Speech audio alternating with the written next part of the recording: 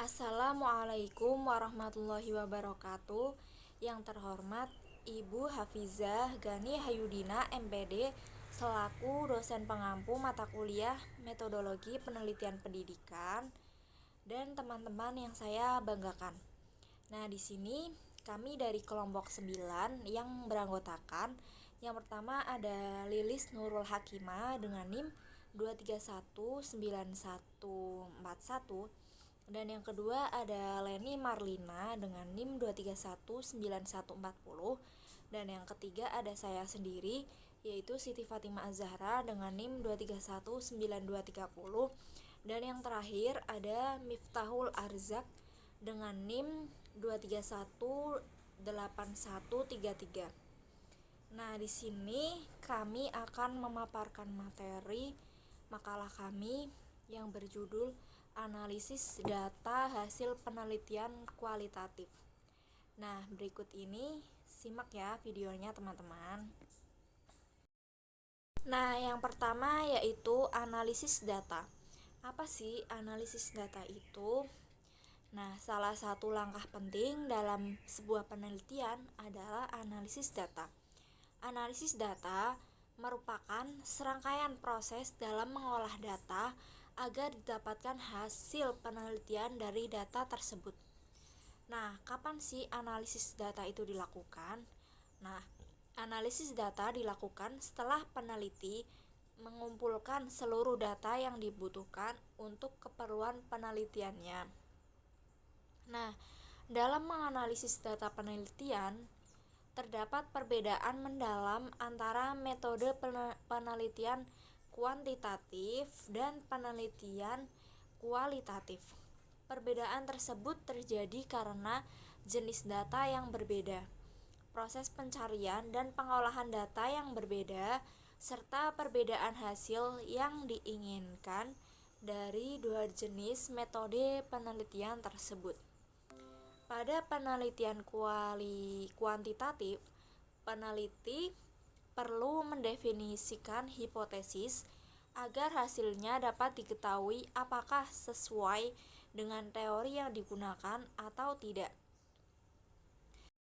Penelitian kuantitatif juga bersifat menguji teori yang sudah ada. Adapun pada penelitian kualitatif, peneliti tidak perlu membuat hipotesis. Pada penelitian kualitatif, peneliti berusaha semaksimal mungkin mendapatkan hasil berupa produk, sedangkan pada penelitian kualitatif, peneliti lebih fokus pada proses dan hasil data agar data tersebut dapat disajikan dan kesimpulan dapat diambil. Nah, poin yang kedua yaitu karakteristik data penelitian kualitatif. Nah, ada beberapa sifat mendasar pada data penelitian dengan metode kualitatif. Di antaranya, yang pertama, sesuai dengan kenyataan. Maksudnya adalah data penelitian dihasilkan dari penjelasan akan sebuah kenyataan di lapangan. Penelitilah yang kemudian akan menginterpretasikannya dalam rangkaian kata dalam kalimat. Nah, yang kedua, menghasilkan teori. Data dalam penelitian kualitatif juga bersifat memunculkan teori baru dari hakikat kenyataan yang ada di lapangan.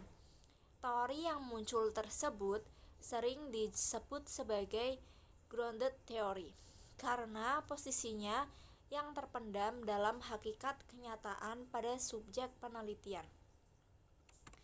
Nah, yang ketiga ada bersifat acak. Data penelitian kualitatif juga bersifat acak dan tidak teratur. Apa saja yang didapat oleh peneliti di lapangan bisa saja menjadi data kunci dari penelitian tersebut. Yang keempat, data bersifat terpendam. Data yang didapatkan dalam penelitian kualitatif haruslah dengan cara mencari dan memahami benar-benar apa yang terjadi di lapangan. Data penelitian kualitatif bersifat terpendam, baik maknanya ataupun kenyataannya. Peneliti haruslah benar-benar cermat dalam mencari data dengan metode pengumpulan data yang telah diperuntukkan bagi penelitian kualitatif seperti wawancara mendalam, ikut serta dalam kegiatan lapangan, dan sebagainya. Yang kelima, ada data bersifat fleksibel. Data bersifat fleksibel maksudnya adalah segala sesuatu di tengah lapangan penelitian kita bisa saja menjadi data inti atau data penunjang dalam memahami subjek penelitian. Bersifat fleksibel juga berarti dalam mengumpulkannya tidak harus pada waktu tertentu. Pengumpulan data dilakukan kapan saja dan di mana saja sesuai dengan situasi dan kondisi yang ada. Assalamualaikum warahmatullahi wabarakatuh. Perkenalkan, saya Lilis Nurul Hakimah dengan NIM 2319141. Izin menjelaskan materi mengenai analisis data dalam penelitian kualitatif. Dalam penelitian kualitatif ini mengharuskan peneliti bersifat cermat dan juga tekun. Peneliti harus fokus pada tujuan penelitian dan pengumpulan data yang dibutuhkan. Kemudian barulah peneliti dapat masuk ke tahap selanjutnya dalam suatu penelitian, yaitu analisis data. Peneliti dengan metode ini lebih banyak melakukan pendekatan dan juga perkenalan kepada subjek penelitiannya, sehingga membutuhkan lebih banyak waktu untuk melakukan pertemuan-pertemuan dengan subjek penelitian. Selanjutnya ada beberapa metode yang dapat kita gunakan dalam analisis data. Yang pertama ada metode biografi. Metode biografi ini menjadi titik fokus utama dalam suatu penelitian. Di sini bisa memuat kisah kehidupan keseluruhan dalam beberapa fase dari satu individu yang dianggap menarik, kemudian unik maupun khas dan juga dianggap sangat luar biasa. Kemudian untuk yang kedua ada yang namanya fenomenologi. Fenomenologi ini mencoba menjelaskan atau mengungkap makna konsep atau fenomena pengalaman yang didasari oleh kesadaran yang terjadi pada beberapa individu. Selanjutnya ada yang namanya grounded theory. Grounded theory ini merupakan metode riset kualitatif yang mana menggunakan suatu set prosedur yang sistematik untuk mengembangkan suatu teori secara induktif tentang suatu fenomena. Kemudian yang keempat ada etnografi. Teknik etnografi ini merupakan teknik analisis data yang digunakan dalam penelitian etnografi. Lalu apa sih penelitian etnografi itu? Penelitian etnografi yaitu bisa dikatakan sebagai analisis tematik etnografi dalam upaya mendeskripsikan secara menyeluruh karakteristik kultural yang mempengaruhi perilaku sosial individu. Dan yang terakhir ada metode studi kasus. Metode penelitian studi kasus ini adalah penelitian yang menguraikan penjelasan secara menyeluruh mengenai aspek seorang individu, suatu kelompok, organisasi, sehingga pada penelitian tersebut, peneliti itu harus mengolah sebanyak mungkin data mengenai subjek yang ia teliti. Mungkin itu saja yang dapat saya paparkan mengenai analisis data dan juga metode-metodenya.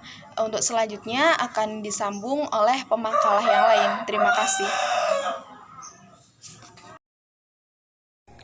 Assalamualaikum warahmatullahi wabarakatuh. Perkenalkan, nama saya Leni Marlina, NIM 2319140. Selanjutnya saya akan menjelaskan poin yang selanjutnya, yaitu dasar penelitian kualitatif. Nah, dasar dari penelitian kualitatif sendiri terdiri dari 4 metode pokok berdasarkan cara pencarian datanya, yaitu yang pertama ada observasi, yang kedua ada analisis teks dan dokumen, yang ketiga ada wawancara, yang keempat ada transkrip rekaman.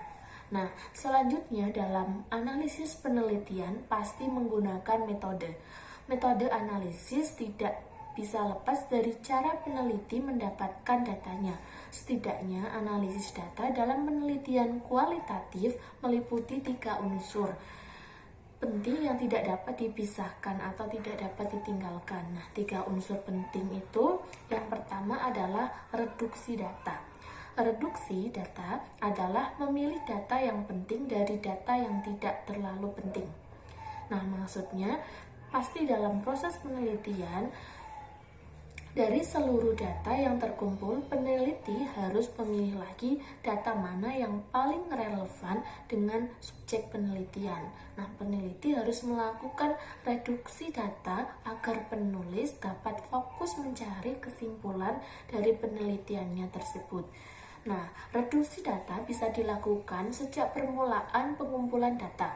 Kemudian di akhir pengumpulan data pun, peneliti melakukan reduksi dari data awal hingga akhir. Nah, peneliti menyaring kembali seluruh data dan mereduksinya sehingga didapatkan intisari penemuan dari lapangan.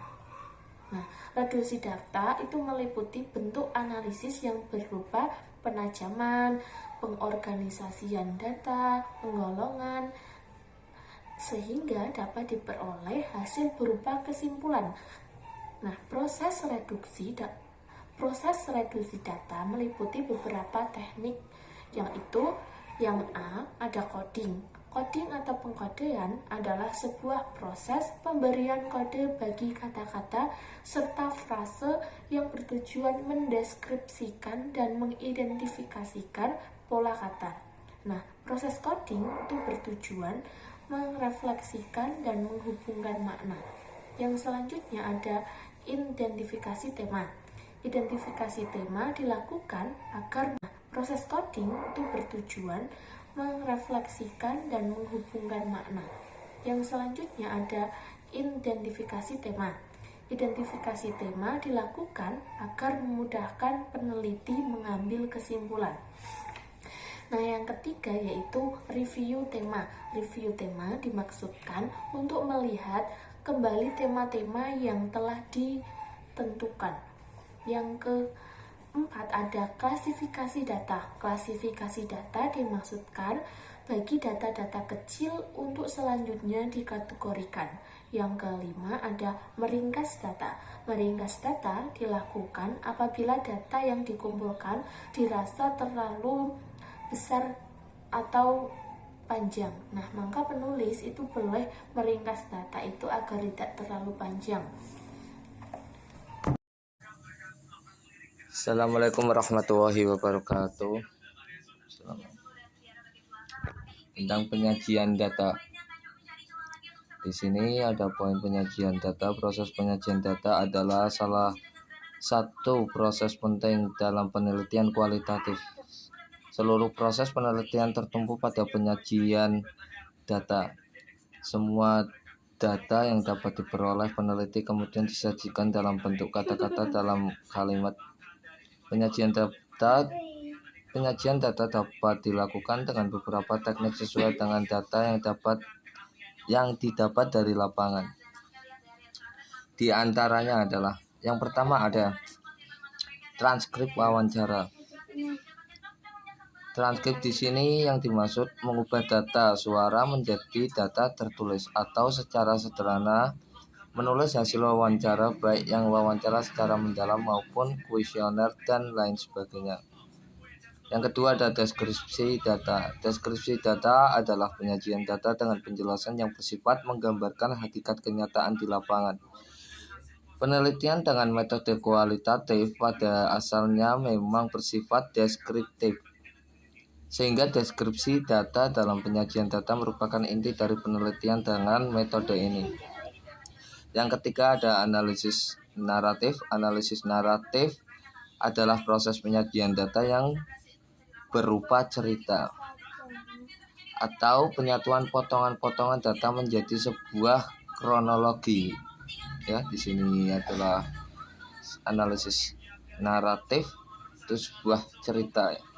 Analisis biografi. Yang keempat ada analisis biografi adalah penyajian data yang berupa biografi subjek penelitian.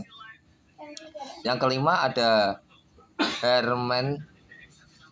hermeneutis. Ilmu hermeneutik pada asalnya adalah ilmu yang digunakan dalam memahami Bible. Namun dewasa ini metode ini digunakan secara meluas. Dimaksudkan untuk mencari makna dari data yang berupa teks, ya, dalam bentuk berupanya teks. Yang keenam ada semiotik. Semiotik adalah pendalaman makna pada data yang berupa tanda di simbol-simbol yang telah disepakati dan digunakan di masyarakat atau lingkungan tempat subjek penelitian itu berada. Ketiga ada penarikan kesimpulan. Penarikan kesimpulan adalah analisis terakhir yang dilakukan oleh peneliti di akhir penelitiannya. Kesimpulan baru bisa diperoleh ketika seluruh data telah terkumpul dan semua proses analisis data baik reduksi maupun penyajian data sudah dilakukan. Maka ketika itu barulah peneliti bisa menarik kesimpulan. Intinya ketika sudah semua data yang diperoleh atau hasil-hasil yang sudah diperoleh dari selama penelitian ini, baru kita bisa penarikan kesimpulan. Kesimpulannya dari data-data yang ada dalam selama kita penelitian, ya. Mencari kesimpulan penelitian, ya. Ini ada dua versi. Yang pertama ada comparative analysis. Maksudnya adalah membandingkan hasil penelitiannya dengan penelitian lain atau membandingkan antar data yang sudah ada satu dengan yang lainnya. Yang kedua ada relational analysis, ya. Maksudnya adalah mencari hubungan antar data satu dengan yang lainnya. Ya, itulah dari penyajian data dan penarikan kesimpulan.